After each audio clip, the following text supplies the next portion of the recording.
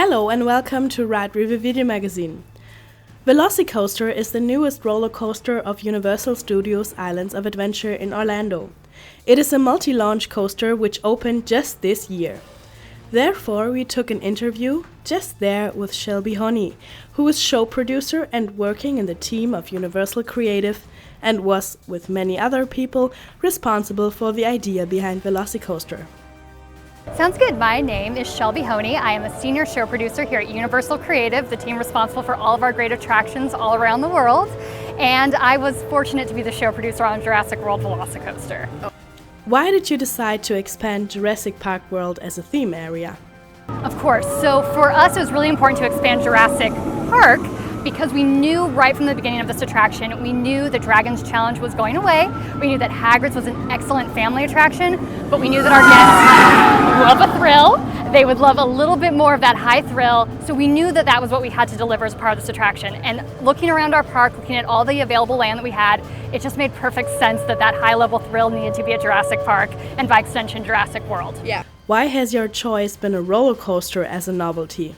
The choice to do a roller coaster really was because we knew that guests love roller coasters and we knew that we were losing Dragon's Challenge. Yeah. So I think we really were excited about the challenge of telling a really comprehensive story on a 70-mile-per-hour coaster, and there was something really fun about that challenge and being able to set it in true Jurassic World, an operational theme park with some raptors on a real roller coaster. It was just such a fun idea that we couldn't get out of our heads.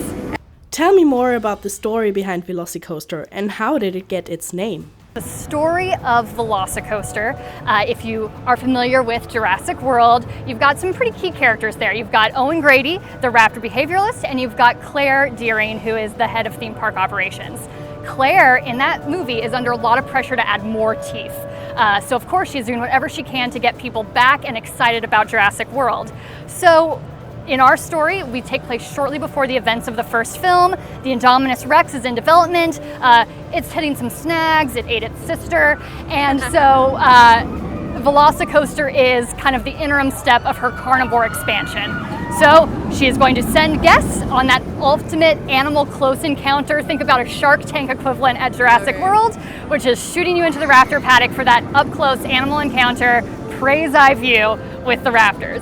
Yes, it's actually funny. I think that we knew, we asked ourselves, like, how would John Hammond have named this attraction? And the names are all a little obvious and a little silly and almost a little punny. So we thought VelociCoaster was so funny and absolutely what he would have chosen. What were the special challenges about planning and building VelociCoaster? So for our attraction from a challenges standpoint, this is an extremely challenging site.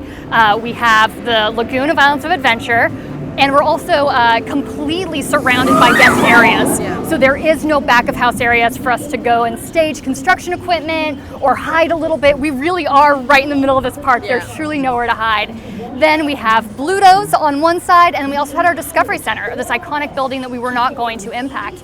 So really we had to wedge ourselves very specifically in these few little spots that we could, and it ended up being quite a construction challenge, a construction marvel, and working really hard to make sure we not only integrated with the land that was here, but didn't impact any of the other lands negatively. So it was definitely a coordinated effort, and it took an army to do it.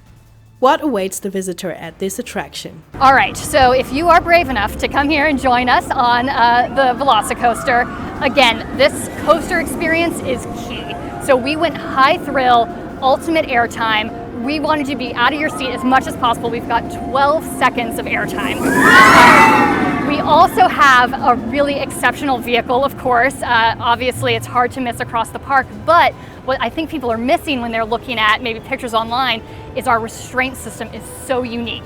It is a single lap bar, and also our seats are elevated. So most people, your feet are barely able to touch the ground, so you're really getting that ultimate feeling of vulnerability. You're gonna have a 50-mile-per-hour launch out into our Velociraptor habitat. That is a dense, congested knot of rock work. You'll also come face to face to some of our raptors out there, but you will never know where you're going next, and the rock work is just as scary and threatening as those raptors. Then you'll come in and hit our 70-mile-per-hour launch for our second half, which will take you to a 155-foot tall top hat, an 80-degree drop, and then from here on out, weird inversions, weird airtime, culminating in our Mosasaurus roll right over the water. So it is we've heard the word relentless, which is exactly what it is. It is maneuver, maneuver, maneuver. It is a hard metal ballet. Great. Thank you very much. And good luck with VelociCoaster. Thank you. Thank you again to Shelby Honea, who gave us the opportunity for this interview.